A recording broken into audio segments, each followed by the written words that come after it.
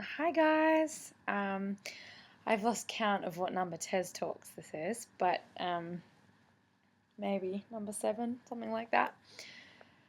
Today I wanted to talk to you a little bit about the idea of not taking things so personally, and it's something that I definitely struggle with whenever I hear criticism from someone. I instantly feel insecure and self-conscious, and it makes me feel wobbly and unsafe, and I get into this pattern where I get very defensive. And that was more so in the past, and I think once I could recognize the feelings that were dredged up in me when I felt like I was being brought down and judged by another person, I realized, this doesn't feel good. What is this? Where's this feeling come from? Is it about me or is it really about them? And what I discovered was that for the most part, when someone says something to you in a negative voice and is critical of you and it feels very hurtful, never believe that that thing is truly about you. So do not take that thing personally. And the act of actually taking it personally is a form of being completely selfish, because it is taking what that person says and thinking the whole world revolves around me. They're talking about me. Look at the thing that I've done. Me, me, me. And whilst it never feels selfish at all, it actually is a form of being self-centered. And I first read that actually in this book, The Four Agreements, which is one of my favorite books to read. And the second agreement is don't take anything personally. Nothing others do is because of you. What others say and do is a projection of their own reality, their own dream. When you are immune to the opinions and actions of others, you won't be the victim of needless suffering.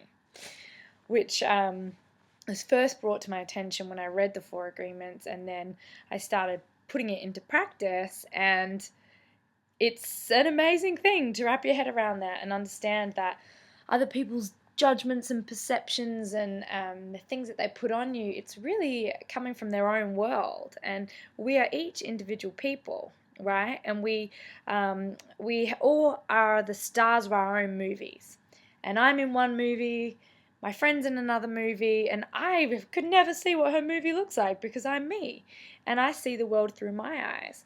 And why is her opinion the correct opinion and my opinion the wrong opinion? Why is the fact that she judges me over something reality? Why do I take that on as reality and let that hurt me and affect me? And essentially what you do when someone says something negative to you is you take that opinion, you take that criticism, and you take the toxicity from it and you place it on yourself.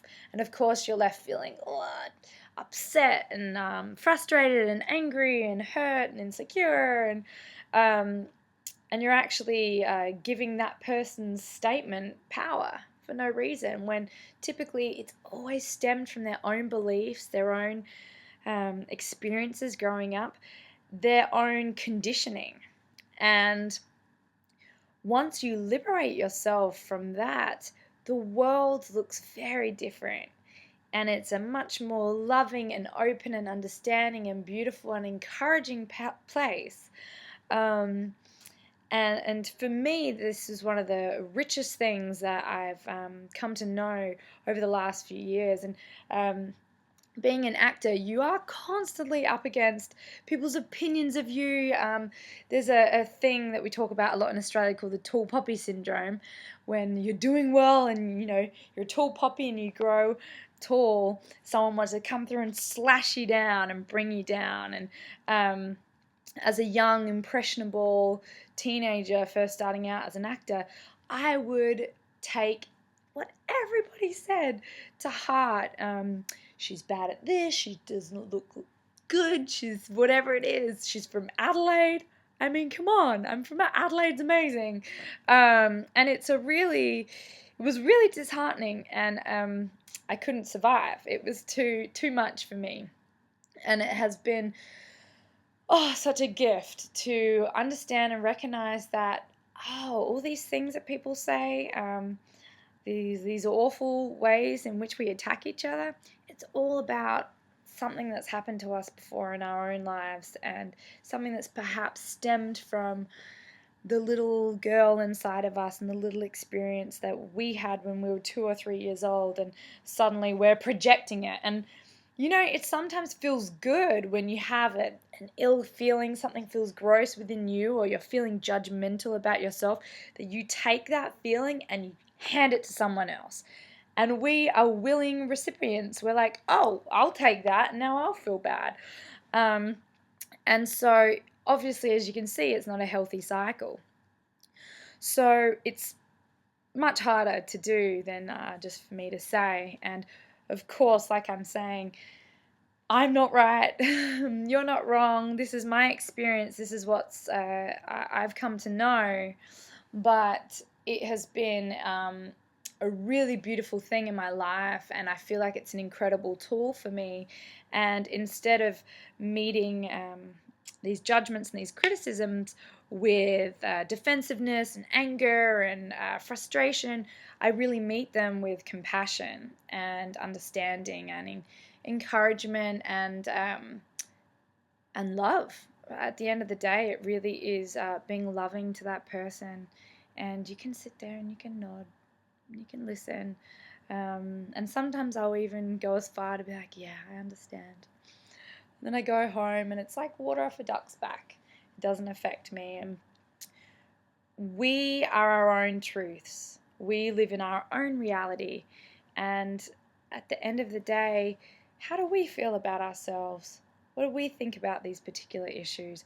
Are we doing things that serve our heart and our soul? And are we living in a way that's bright and loving? And are we making a positive impact on ourselves and on the people around us? And we have ourselves to answer to, and no one else is in charge of us. And the notion that we treat others up here and sometimes put ourselves down here is completely backward. We are all equal. No one is better or greater than, less than. That doesn't exist. We all just are. We're having these human experiences, and there's parts in us that we're proud of, and there's parts in us that we're not proud of. But we need to liberate ourselves from the pressure and the stress and the anxiety. And if you can really wrap your head around not taking things personally, we really will not have to suffer in the way that we do. And our fear and our envy and our jealousy, it can really be turned into love and appreciation and acceptance. And for me, it's about observing these situations and understanding how that feels in me, and letting go of any tension that arises when someone has something critical to say to me. So one thing I will say is that I'm not perfect. I talk to you a lot in these TED Talks about the way that I live my life, but a lot of the time it's still something that it's new to me, and I'm navigating through. And through this process of talking to you guys, it's also very therapeutic for me, and it reminds me to keep returning. And it's something that I like to talk about a lot. It's the art of the return.